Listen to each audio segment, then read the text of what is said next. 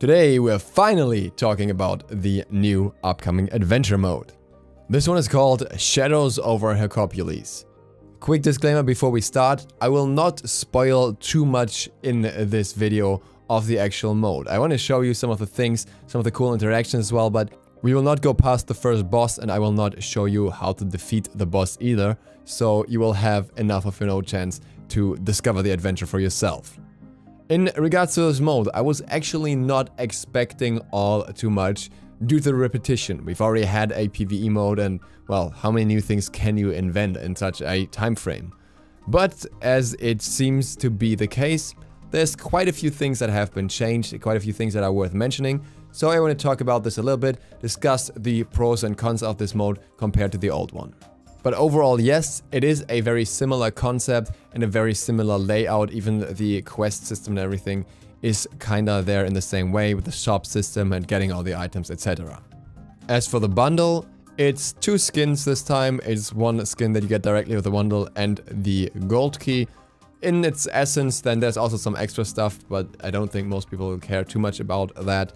There's a developing icon, like one that changes when you complete the nightmare mode or the hard mode of this very game, and then it will be animated before, and it's just like a static one. And the skins in this bundle, I think, are looks-wise very good. The Loki skin looks really good, has this World of Warcraft kind of style, and the other skin that you get is Cernunnos. Assuming that you use your gold key to unlock the newest skin, you can obviously also get one of the other ones that are in the gold vault, where there are quite a few good ones. The downside here is rather in the fact that many people just don't enjoy playing Loki that much and don't enjoy playing Cern that much, but again, at least for the gold chest, you can use something else if you don't want that. Now for the mode itself. We'll begin with negative points, then we have a neutral point, and then we're moving on to the positive points. The first negative point that will definitely stand out when you see the mode for the first time is that the visuals are worse. They don't look as fancy, as shiny, as special as they did in the first adventure. I'm not entirely sure why that's the case. It may have to do with some other things that we get to later, but all in all, it does look a little less lively, I would call it, and the textures are a little bit more low resolution. Also, the second negative point, just to mention it once again, it's not a new concept. All of what we've seen in terms of how this adventure is made up is something we've already had in other adventures, so in that regard, it may be a bit frustrating for some that there was so much hype being built for this adventure being one of the biggest ones we've had this year and everything, and then we get the same concept again, and that was what initially disappointed me. And the third downside is that the mode is still very grindy. You will still have these points where you are kind of somewhat item locked, where you have to have a certain amount of items until you can advance, otherwise you're just gonna get beaten up and you can't do anything against someone no matter how well you play. Or unless you abuse a mechanic that was not intended that way, like for example kiting a boss that wasn't intended to be kited. From my experience up to the first boss, this may even be more item dependent than the last one, but then again we will have 3 modes instead of 2, which can help with that and allows you to not have as much grind and get some better items in between. So how much of a grind it is compared to the last one is really hard to tell. The neutral in-between point here is that it has a similar guard pool to the first adventure. Not many guards taken away or added, just some changes depending on the map basically. Some guards that work here or some guards that were kind of like blocked out by the story or whatever. But yeah, overall, you will see certain guards and you won't see certain guards. And talking about guards, there are certain points here that can be made in terms of the mechanics for guard, because I think we'll have a lot more of those from what we can see so far. Especially guards that can push enemies off cliffs can make really good use of that in the first part of the adventure. So for quick farming, that's probably pretty much ideal.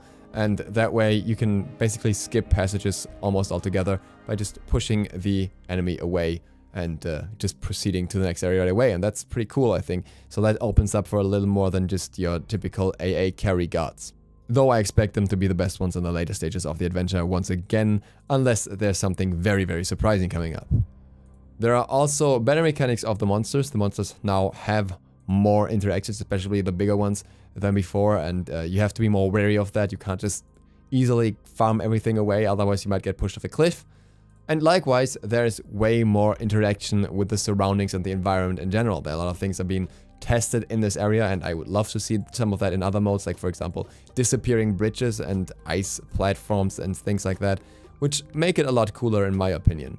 And that will also require you to think a little more in how you want to approach certain areas of the game, certain fights that you will encounter, as opposed to the first one where most of it was still very much just, yeah, dumping as much damage into the enemy as possible, and there were only a few outliers to that. And I think having a bit more interaction and a little less brain-dead fighting is always good.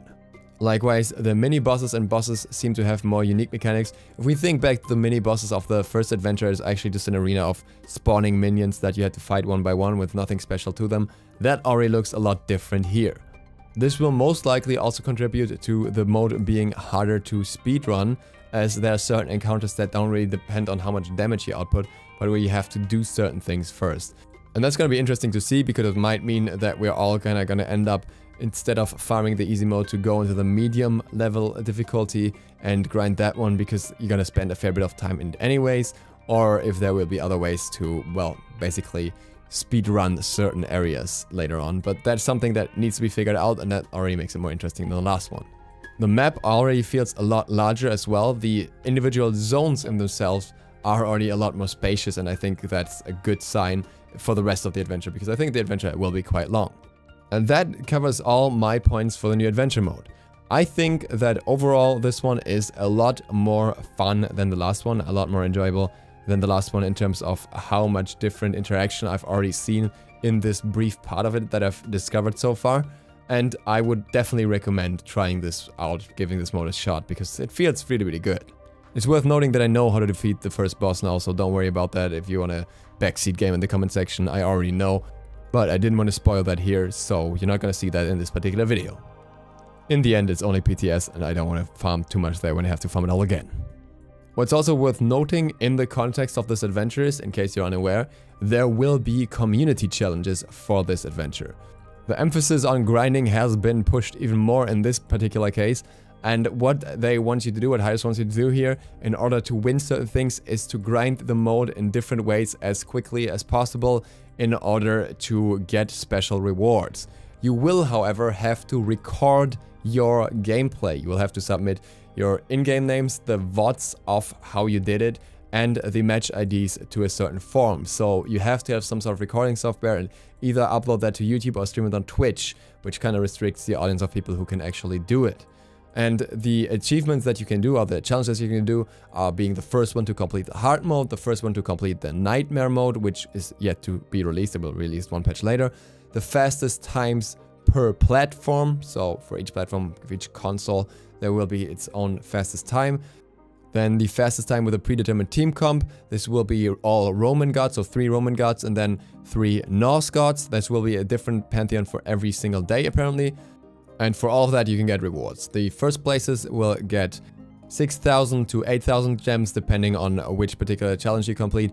And you can get 10 skin codes, and then it goes down all the way to like 1,000 or 800 gems and 2 skin codes in the 5th place. So there are quite a lot of places, quite a lot of chances to get something. And if you have the time and the nerve to grind that, that's a quick way to get gems, I suppose. Probably not for me, because I don't want to sink a whole day into this in one go just to be up top there. And obviously, you still need the recording software. Before I end the video, I wanted to give a quick shout out. And no, this is not a sponsored one. I just really wanted to thank them for helping me out here.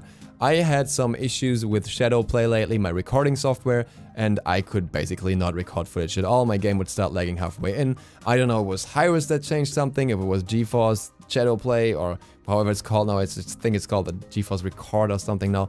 And it didn't work at all. And I had an old email from Mirillis Action, lying around somewhere, where they offered me to try their software, and I actually contacted them, and they sent me a key for their software, and that's what I can record with now. That's what you're seeing in the background. That's where I got this footage from. And I would just like to thank them for being so nice about it and just providing me with the code, and, you know, pay it forward. I'm thanking them here. I'm shouting them out, kind of. That was really cool from them. And once I tweak this a little more, you should actually see a better quality on the recordings as well. And with that, thank you guys for watching. If you're not subscribed yet, feel free to click the sub button and maybe the bell. It really helps me out, and it gives you the chance to get some skin codes, which I will put in the description or the comment section sometimes. So if you're quick, then you may have a chance to grab one of them. See you for the next one tomorrow. DukeSloth, out.